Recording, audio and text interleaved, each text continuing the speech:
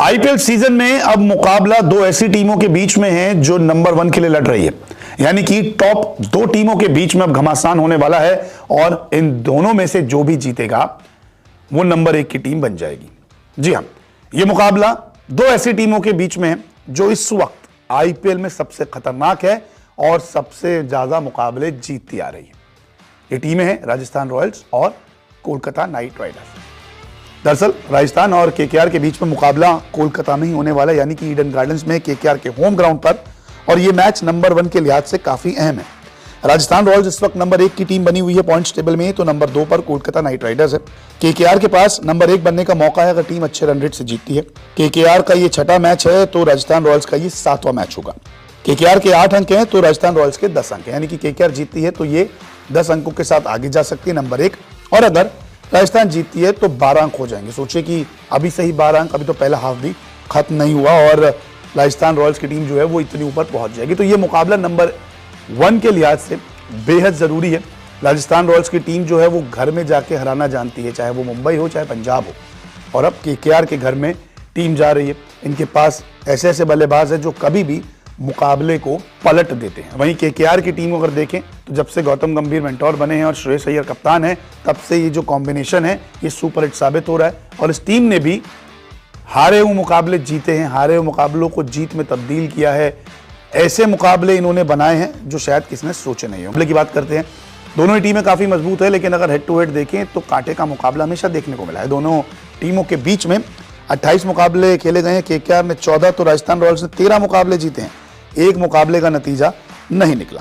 अब यहाँ पे अगर टीम देखें तो केकेआर का पलड़ा थोड़ा सा भारी लगता है, क्योंकि फिल सॉल्ट जिन्होंने पिछले मैच में शानदार प्रदर्शन किया, सुनील नारायण शानदार प्रदर्शन करते आ रहे, वेंकटेश अय्यर, श्रेयस अय्यर, अंकुश रघुवंशी जिन्होंने अच्छी पारी खेली, आंद्रे रसल जिनका कोई तोड़ नहीं, रिंकू सिंह, मिचेल स्टार्क, वैभव अरोड़ा, वरुण चक्रवर्ती, हर्षित राणा। वहीं राजस्थान रॉयल्स की बात की जाए तो हो सकता है कि जॉस बटलर ना खेले, संजू सैमसन, यशस्वी जायसवाल, रेयान पराग, ध्रुव जुलैश, शिमरन हेटमायर जो पिछले मैच के हीरो रहे थे, Rovman Powell, Ravichandra Ashwin, Yuzi Chahal, purple cap holder, Trent Boult, Keshav Maharaj और कुलदीप सेन, तो ये दोनों की प्लेइंग 11 हो सकती है। जॉस बटलर जो है शायद आज का मुकाबला ना खेले, ऐसा हो सकता है, अगर वो फिट हुए तो शायद वो खेल लेंगे।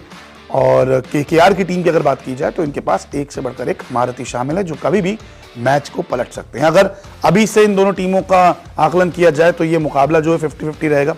एक टीम की बल्लेबाजी मजबूत है तो एक टीम की गेंदबाजी काफी मजबूत है, लेकिन मिडिल ऑर्डर की बात करें तो यहां पर ज्यादा नंबर केकेआर को मिलेंगे, क्योंकि मिडिल ऑर्डर कहीं ना कहीं राजस्थान रॉयल्स का कमजोर है। तो आपने टीमें भी देख ली, हेड टू हेड भी देख लिया, इस मैच के नतीजे से किसको क्या फायदा होगा ये भी आपने समझ लिया। राजस्थान और केकेआर के बीच ऐतिहासिक ईडन गार्डन में होने वाला है। अब देखना होगा कि ईडन गार्डन में किसकी जीत होती है और कौन नंबर 1 बनता है। हार्दिक और रोहित की मुंबई इंडियंस वाली लड़ाई अब टीम इंडिया तक आई। वर्ल्ड कप से पहले इस खबर ने सनसनी मचाई। बड़ा सवाल, ऐसे वर्ल्ड कप कैसे जीतोगे भाई? जी हां, हार्दिक पांड्या ने सपने में भी नहीं सोचा होगा कि जब आज के दिन वो उठेंगे, अखबार पढ़ेंगे, खास तौर से एक अखबार इंडियन एक्सप्रेस, तो उनके पैरों तले जमीन खिसक जाएगी, दुनिया उजड़ जाएगी। वो हार्दिक पांड्या जो आज मुंबई इंडियंस का कप्तान है, उसे यह खबर मिलेगी कि मैं T20 वर्ल्ड कप से बाहर होने वाला हूं। एक मीटिंग हुई है रोहित शर्मा, चीफ कोच राहुल द्रविड़ और चीफ सेलेक्टर अजीत अगरकर के बीच, जिसमें यह बात सामने आई है कि हार्दिक पांड्या ठीक तरीके से बॉलिंग नहीं कर रहे हैं। अगर ज्यादा बॉलिंग नहीं करेंगे, एक क्राइटेरिया सेट किया गया है, उस क्राइटेरिया को मैच नहीं करेंगे तो T20 वर्ल्ड कप से आउट। अब सवाल यह है, मीटिंग में कौन था? जो अंदर की बातें वो मैं आपको समझा रहा हूं। मीटिंग में कौन था? रोहित शर्मा, अजीत अगरकर, राहुल द्रविड़। अजीत अगरकर वैसे भी बहुत ज्यादा मीडिया से बात नहीं करते हैं, राहुल द्रविड़ तो वैसे ही इतने काम एंड कंपोज रहते हैं, रोहित शर्मा मस्त मौला रहते हैं। अब जब अंदर आपस में ये इन तीनों की बात हुई है, वो खबर बाहर कैसे आई? याद करना होगा आपको, थोड़ा सा पहले चलना होगा 2021 में एक ऐसी खबर सामने आई थी, अंदर मीटिंग हुई थी और विराट कोहली के लिए ऐसी खबर सामने आई थी, एक एजेंडा सेट किया गया था। तब भी इंडियन एक्सप्रेस ने उस खबर को रिपोर्ट किया था, आज भी इंडियन एक्सप्रेस ने उस खबर को रिपोर्ट किया है। अब उसकी डिटेल में आप जाएंगे तो आपको एक अलग कहानी पता चलेगी, लेकिन आपको एक चीज मैं बता दूं, खबरें ऐसी निकलती नहीं है, निकाली जाती है। और अगर ऐसी खबरें निकाली जा रही हैं T20 वर्ल्ड कप से पहले, तो उसका मतलब यह है टीम इंडिया में सब कुछ ठीक नहीं है। साफ तौर पर अब दो गुट बन चुके हैं। रोहित शर्मा का गुट अलग, हार्दिक पांड्या और उनका जो चाहने वाला गुट अलग। कुछ खिलाड़ी रोहित शर्मा के फेवर में, कुछ खिलाड़ी हार्दिक पांड्या के फेवर में। दो धड़े में अब न सिर्फ मुंबई इंडियन बटी है बल्कि टीम इंडिया भी बट चुकी है। खुद रोहित नहीं चाहते कि Hardik Pandya T20 world cup खेले। अब इससे बड़ी बात और क्या होगी। मैंने आपको बताया कि एक खबर सामने आई है, खबर आपको मिली गई होगी। मीटिंग जो हुई है उसमें साफ तौर पर यह कहा गया है कि भाई T20 वर्ल्ड कप पर फोकस करना है, T20 वर्ल्ड कप को जीतना है तो हमें एक अच्छे पेसर ऑलराउंडर की जरूरत है। लेकिन हार्दिक पांड्या उस क्राइटेरिया में भी मैच नहीं कर पा रहे हैं क्योंकि बॉलिंग ही नहीं कर रहे हैं। अब बॉलिंग करते हैं, अब बीते 3-4 मैच से बॉलिंग नहीं कर रहे थे बहुत ज्यादा। पिछले मैच में किया, आखिरी ओवर किया तो महेंद्र सिंह धोनी ने धुन दिया, लगातार 3 छक्के। अब इतनी औसत दर्जे की आप गेंदबाजी करेंगे, औसत दर्जे की बल्लेबाजी करेंगे, जब टीम को आपकी सबसे ज्यादा जरूरत होती है तो आप पवेलियन में बैठे होते हैं। 2 रन, 5 रन, 6 रन, 33 गेंदें खेल जाते हैं तो 39 रन बनाते हैं, बल्कि अपनी ही टीम के लिए अभिशाप बन जाते हैं, बोझ बन जाते हैं। तो ऐसा खिलाड़ी T20 वर्ल्ड कप में किसको चाहिए होगा। और ऐसा नहीं है कि ये मुंबई इंडियंस के साथ ऐसा हालात है तो इंडिया में भी ऐसा होगा। भाई टीम इंडिया के लिए तो हार्दिक पांड्या ने अलग परफॉर्म किया हुआ है, वहां के स्टैट्स उनके अलग है, लेकिन उसके बावजूद ये आईपीएल को ही क्राइटेरिया क्यों बनाया जा रहा है और ये माहौल क्यों बनाया जा रहा है कि Hardik Pandya T20 world cup नहीं जा रहे हैं। शिवम दुबे है, बहुत अच्छा खिलाड़ी है, बहुत अच्छी स्ट्राइक रेट के साथ खेल रहा है, बॉलिंग भी कर लेता है, उनके लिए माहौल बनाया जा रहा है। फिनिशर के रूप में रिंकू सिंह के लिए माहौल बनाया जा रहा है। ये सारी चीजें एक तरफ इशारा कर रही हैं कि उधर यानी कि मुंबई इंडियंस में हार्दिक पांड्या की चल रही है, हार्दिक पांड्या कप्तान बने, रोहित को साइडलाइन कर दिया, तो इधर टीम इंडिया में रोहित की चल रही है, रोहित कप्तान है तो हार्दिक को साइडलाइन कर रहे हैं। अब टीम इंडिया में 2 धड़े हो गए हैं, दोनों एक दूसरे के एंटी, वो उनको पसंद नहीं करते, वो उनको पसंद नहीं करते, दोनों के अपने अपने पसंद वाले खिलाड़ी हैं। रोहित शर्मा के साथ बुमराह साफ तौर पर दिखते हैं, स्काई साफ तौर पर दिखते हैं, उधर हार्दिक पांड्या के साथ ईशान किशन है, कई और सारे खिलाड़ी हैं। और जब टीम इंडिया में 15-16 खिलाड़ियों का T20 वर्ल्ड कप के लिए सिलेक्शन होगा उसमें भी कई सारे ऐसे ही खिलाड़ी होंगे। तो वो टीम जो एक होकर नहीं खेल पा रही है बल्कि खेल पाएगी, अभी से ही 2 धड़ों में दिख रही है, वो वर्ल्ड कप कैसे जीतेगी। अभी जब वनडे वर्ल्ड कप में हम एक होकर खेले तब जाकर हमें लगातार 10 मैच जीते, फाइनल तक पहुंचे, हालांकि फाइनल तो तब भी नहीं जीत पाए। जब एक होकर खेले तब ये हालत थी, हम 2 धड़ों में खेलेंगे तो कैसे चैंपियन बनेंगे। तो बस अंदर इनसाइड स्टोरी ये है कि टीम इंडिया में सब कुछ ठीक नहीं है, 2 धड़े बढ़ चुके हैं। अभी तक लग रहा था कि सिर्फ आईपीएल तक ये चीजें सीमित होंगी, लेकिन हमें लग रहा था T20 वर्ल्ड कप पास आएगा तो चीजें उस तरफ बढ़ेंगी, सब कुछ ठीक हो जाएगा। लेकिन इस खबर ने जो आज आई है इसने साबित कर दिया है कि आप एक और वर्ल्ड कप हारने की तरफ आगे बढ़ रहे हैं। अभी सब कुछ ठीक नहीं किया गया तो टाटा बाय बाय हो जाएगा। और हालांकि बड़ा सवाल यह भी है कि रोहित शर्मा तो कह रहे हैं कि यार वो खिलाड़ी नहीं चाहिए मुझे, उसकी बॉलिंग कर नहीं पा रहा है, लेकिन जय शाह साहब ने, सचिव साहब ने पहले ही बोल दिया था कि हार्दिक पांड्या वाइस कैप्टन रहेगा। वही जय शाह जिन्होंने रोहित शर्मा को ये कहा था कि ये कप्तान रहेगा। तो भाई जय शाह की बात कैसे टालेंगे आप। मतलब आपको मजबूरी में बोझ बना के हार्दिक को ले जाना पड़ेगा, उसके बाद भगवान ही मालिक है टीम इंडिया का। खैर देखते हैं आगे क्या होता है, लेकिन चीजें बहुत बुरी तरफ टीम इंडिया में आगे बढ़ रही हैं। डीके को लेकर टीम इंडिया के ही 2 दिग्गज भिड़ गए। जी हां, डीके यानी कि दिनेश कार्तिक। एक बार फिर से कहा जा रहा है कि दिनेश कार्तिक ये जो वर्ल्ड कप का साल है ना, वर्ल्ड कप के साल में आईपीएल में एक अलग ही फॉर्म में दिखते हैं और ऐसा हो भी रहा है। जिस तरीके से आईपीएल में बैक टू बैक वो मैच विनिंग पारियां खेल रहे हैं, यहां पर मैच विनिंग ना भी कहें तो अपनी पारी तो बहुत अच्छी खेल रहे हैं, बाकी साथियों का साथ नहीं मिलता तो भाई आरसीबी मैच हार जाती है, क्या ही कर सकते हैं। लेकिन दिनेश कार्तिक एक अलग लेवल पर खेल रहे हैं, बाकी आरसीबी एक अलग लेवल पर खेल रही है। अभी पिछले ही मैच में देख लीजिए जिसमें आरसीबी जो है 287 का पीछा करते करते 262 तक पहुंच गई। क्या बल्लेबाजी की है दिनेश कार्तिक ने उसमें। उसको देखने के बाद टीम इंडिया के ही 2 दिग्गज आपस में भिड़ गए। एक कह रहेगा इसको वर्ल्ड कप में खिलाओ जो T20 वर्ल्ड कप आने वाला है, और एक कह रहा है कि ऐसे तो ये बहुत बार करते हैं, जब वर्ल्ड कप में जाते हैं तब क्या करते हैं। ये एक तरीके से मैं क्रक्स बता रहा हूं कौन से 2 दिग्गज हैं और क्यों भिड़ गए। तो इन 2 दिग्गजों का नाम है अंबाती रायडू और इरफान पठान। ये टीम इंडिया के लिए दोनों ही खिलाड़ी खेल चुके हैं और अब आईपीएल में कमेंट्री कर रहे हैं। तो जिस वक्त 35 गेंदों पर 83 रन दिनेश कार्तिक ने ठोके, लंबे लंबे 7 छक्के उड़ाए, एक अलग लेवल पर खेल रहे थे, 108 मीटर का छक्का भी ठोक दिया, उसको देखकर अंबाती रायडू बहुत खुश हो गए। रायडू और इरफान पठान के बीच सीधा सीधा तू में होने लगी लंबी चौड़ी बहस हो गई। रायडू ने कहा, मैंने डीके को बचपन से देखा है, कितने टैलेंटेड है वो माही भाई के शैडो में रहे, उनको उतने मौके नहीं मिले अपना टैलेंट दिखाने के लिए, और शायद इंडिया के लिए और एक आखिरी बार वो मैच विनर बनने का एक सुनहरा मौका है उनके पास, करियर खत्म करने का और वर्ल्ड कप जिताकर। तो मुझे लगता है कि ये आदमी को लेकर जाना चाहिए।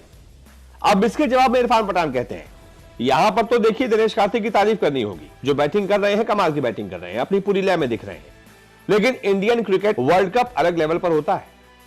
वर्ल्ड कप में आपको अनकैप्ड प्लेयर गेंदबाजी नहीं करेगा, वर्ल्ड कप में इंपैक्ट नियम भी नहीं है, 11 ही खिलाड़ी खेलेंगे, 12वां नहीं होगा, वहां पर बैटिंग आपकी थोड़ी और छोटी हो जाती है, वो दबाव में खेलना अलग होता है, वहां पर 4 या 5 गेंदबाज आपको मिलेंगे, वो भी टॉप के मिलेंगे। फिर इसके जवाब में अंबाती रायडू कहते हैं कि भाई यही सफेद कुकाबरा बॉल मिलेगी और वो आदमी बहुत पका हुआ आदमी है, यानी कि वहां मिलेगा, वहां भी ऐसी बॉल मिलेगी, बहुत मारेगा। तो जवाब में इरफान पठान कहते हैं, यही बॉल है और ये जसप्रीत बुमराह की बॉल है और ये किसी अनकैप्ड प्लेयर की बॉल है। जो पका हुआ गेंदबाज होता है उसमें और जो पका हुआ गेंदबाज नहीं होता उसमें जमीन आसमान का फर्क होता है।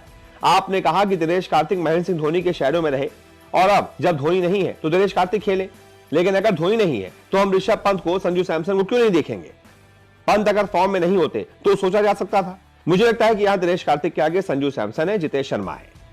यानी कि इरफान पठान कह रहे हैं कि भाई अब हो गया, दिनेश कार्तिक आईपीएल में अच्छा खेल रहे हैं, इसका मतलब ये नहीं कि जो आईपीएल में अच्छा खेल रहा है उठा के सीधा T20 वर्ल्ड कप आप खिला दोगे, इनको मौके मिले। और बात काफी हद तक इरफान पठान की सही है, आईपीएल में खेलना अलग बात होती है। जैसे कि दिनेश कार्तिक अभी भी जिन गेंदबाजों को मार रहे हैं, सामने से अगर टीम में 5 या 6 गेंदबाज है, उसमें से 1 या 2 ही वो इंटरनेशनल टॉप लेवल के गेंदबाज होते हैं, बाकी सब देख लीजिए। अब जैसे एसआरएच के खिलाफ उन्होंने पिटाई की, सिर्फ पैट कमिंस थे, पैट कमिंस को मारा वो अलग बात है, लेकिन पैट कमिंस के अलावा 1-2 अनकैप्ड प्लेयर भी मिले उनको, 1-2 डोमेस्टिक प्लेयर भी मिले, सबकी कुटाई कर दी।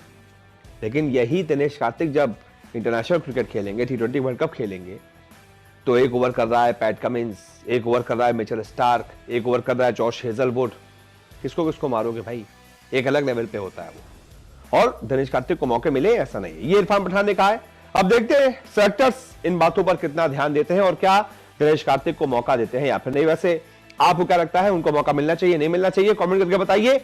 आईपीएल सीजन 17 अभी आधा भी नहीं हुआ, लेकिन 3 टीमों की लगभग विदाई तय है। 7 टीमों के बीच में एक लड़ाई चल रही है। यह लड़ाई है टॉप 4 में आने की, लेकिन 3 टीमें ऐसी है जो लगभग बाहर है। 1-2 मैच और उसके बाद ऑफिशियली ऐलान हो जाएगा कि ये टीमें आगे क्वालिफाई नहीं कर पाएगी। अब आप सोच रहे होंगे ऐसे में कि ये कैसे मुमकिन है कि अभी तो आधा आईपीएल हुआ ही नहीं और 3 टीमों का भविष्य भी तय हो गया है। लेकिन ये बात सच है, ये मुमकिन बात है, क्योंकि आईपीएल में कुछ 3 टीमें ऐसी है जिनका प्रदर्शन बेकार नहीं, बेहद साधारण रहा है। ये टीमें जीतने के लिए शायद खेली ही नहीं, तभी तो आईपीएल का पॉइंट्स टेबल है वो 7 टीमों के लिए तो बहुत अच्छा है, लेकिन इन 3 टीमों के लिए लगातार खराब होते जा रहे हैं। आपको इस पूरी सिचुएशन को पॉइंट्स टेबल के जरिए समझाते हैं कि कौन कौन सी टीमों की अब विदाई लगभग 1-2 दिनों में तय है। शुरुआत नंबर 1 टीम से करते हैं जो इस वक्त प्लेऑफ की रेस में सबसे आगे है। ये टीम है राजस्थान रॉयल्स की। राजस्थान रॉयल्स ने 5 मुकाबले जीते हैं और 10 अंक है, नंबर 1 पर चल रही है, और सिर्फ 3 मुकाबले जीतने 16 अंक हो जाएंगे तो ये आराम से क्वालिफाई कर लेगी प्लेऑफ में, क्योंकि अभी तक इनके 8 मुकाबले बाकी हैं। केकेआर की टीम के 8 अंक हैं, तो आसानी से ये टीम जो है ये आगे पहुंच सकती है। सीएसके की अगर बात की जाए तो 8 अंक हैं, ये भी बड़े आसानी से क्वालिफाई कर सकती है। एसआरएच के 8 अंक हैं। इसके अलावा 5वें नंबर की टीम है आपकी लखनऊ सुपर जायंट्स, उनके भी अगर हम देखें तो यहाँ पर अंक जो हैं वो 6 अंक हैं। तो कुल मिलाकर ये 5 टीमें जो हैं ये तो प्लेऑफ में लगभग पहुंची हुई दिख रही है, लेकिन अगर बाकी टीमों की बात की जाए तो ये जो टीमें हैं ये शायद ही हमें आगे जाते हुए दिखाई देगी, क्योंकि यहाँ पर जंग जो है वो लगातार हमें गंभीर और मुश्किल दिखाई दे रही है। उनमें से 3 टीमों के लिए बड़ी बात नहीं है। अब बात करते हैं बॉटम 5 की। बॉटम 5 में सबसे पहला नंबर आता है गुजरात टाइटंस का, जो 6ठे नंबर पे है। पंजाब 7वें नंबर पे 4 अंकों के साथ। 8वें, 9वें और 10वें नंबर के अब टीम देखिए, मुंबई इंडियंस 4 अंक, दिल्ली कैपिटल्स 4 अंक और आरसीबी, जिनके लिए सही मायनों में आधा आईपीएल हो चुका है क्योंकि 7 मैच हो गए। अब 7 मैच हो चुके हैं, चूंकि एक ही जीत है तो 2 अंक हैं। दिल्ली कैपिटल्स के 8 मैच बाकी है, क्वालिफाई करना लगभग अब नामुमकिन है, कोई चमत्कार ही उन्हें आगे पहुंचा सकता है।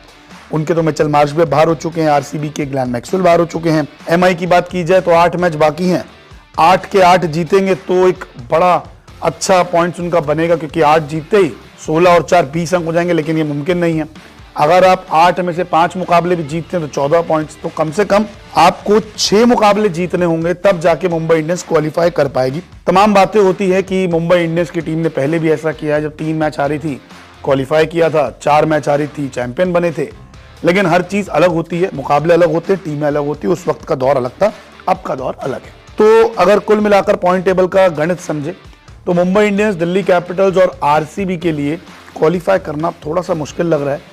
लेकिन अगर एक और टीम हम इसमें जोड़े तो पंजाब की टीम भी थोड़ा सा स्ट्रगल कर रही है, आखिरी ओवर में आके मैच जीतती है। अब तो शिखर धवन भी उनके बाहर है, तो ऐसे में हम देखें तो ये 3 टीमें लगभग बाहर होने के कगार पे, यानी कि दरवाजे खुल चुके हैं बाहर जाने के लिए, बस 1-2 दिनों में इन पर फैसला हो जाएगा। टीमों के बीच में लड़ाई अभी जारी है, लेकिन धीरे धीरे इन 7 में से भी टीमें कम होती रहेगी और लड़ाई कुछ चुनिंदा टीमों में रह जाएगी। लेकिन ये 3 टीमें जो हमने आपको बताई, इन 3 टीमों का लगभग प्लेऑफ से बाहर जाना अब तय। अगर आपको लगता है कि इनके अलावा कोई और टीम भी है तो कमेंट करके हमें जरूर बताएं।